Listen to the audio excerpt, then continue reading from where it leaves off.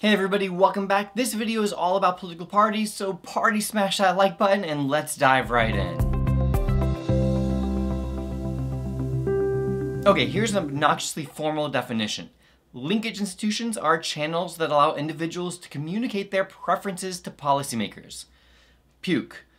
In other words, they connect people to the government. This unit covers 4 linkage institutions: political parties, interest groups, elections, and the news media.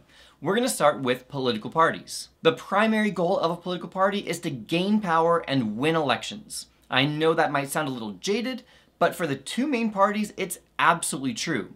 I mean, sure, they might want to influence public policy, but they can only do that if they win. The loser doesn't get to do anything, so you have to win first.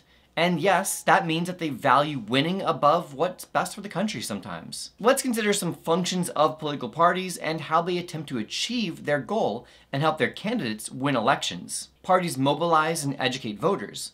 Mobilization can refer to their GOTV or get out the vote efforts to help physically get their supporters to the polls. And the party attempts to win over voters by providing information to support their candidates and causes. Obviously, the information parties disseminate just happens to try to convince people to vote for them. Similarly, parties establish a platform, which is basically a statement of their policies and goals for the next 4 years. It highlights a wide range of political issues and says, here is our position as Democrats or Republicans, and here's our stand on that issue. This provides voters with a simple way to decide to align themselves with a party. Additionally, parties recruit candidates for public office, finding and developing people to become future candidates. They also help manage campaigns, they raise money for candidates from their party, and they facilitate media strategy to try to benefit the candidates and the party.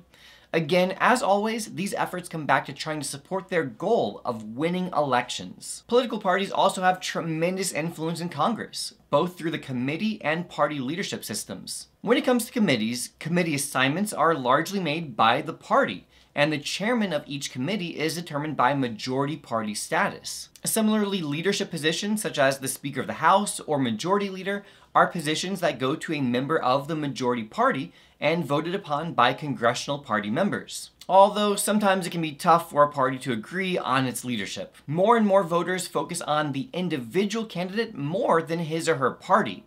Her characteristics, her personality, her ideology. It's often more about how they feel about the candidate than her party label. This is significant because it means that voters might support a candidate even if a party doesn't choose them, or sometimes even if party leadership outright opposes them. Donald Trump and Bernie Sanders, among others, are both excellent examples of this trend.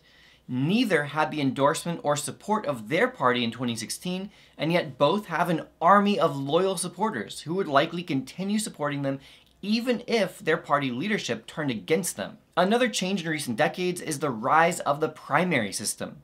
We'll talk more about primaries in another lesson, but for now, the role of party leaders nominating candidates has been weakened since the public now has a bigger role voting for and choosing their party's candidates. Parties may adapt their policies and messaging to appeal to various demographic coalitions. For example, one reason for Trump's victory in 2016 was his focus on blue-collar workers who were unhappy with globalization and felt left behind in the modern economy. Critical elections are elections in which some major issue bubbles up and leads to new voter coalitions and to a new majority party for an extended time. Critical elections are pretty rare, the most recent one being 1932 or perhaps 1968 to a lesser extent. These elections precede a party realignment or a dramatic, long-lasting shift of party affiliation. In other words, a lot of people changing parties for a long time. For example, in 1932, the parties realigned, with the Democratic coalition expanding to include labor unions, racial and religious minorities, rural white Southerners, and intellectuals. This coalition led to the Democratic Party's dominance for decades. More recently, the US has experienced a regional realignment, in which the South, which had been strongly Democratic for about 130 years, has shifted towards the Republican Party and is now solidly Republican. Another cause for changes within parties is changes with campaign finance laws.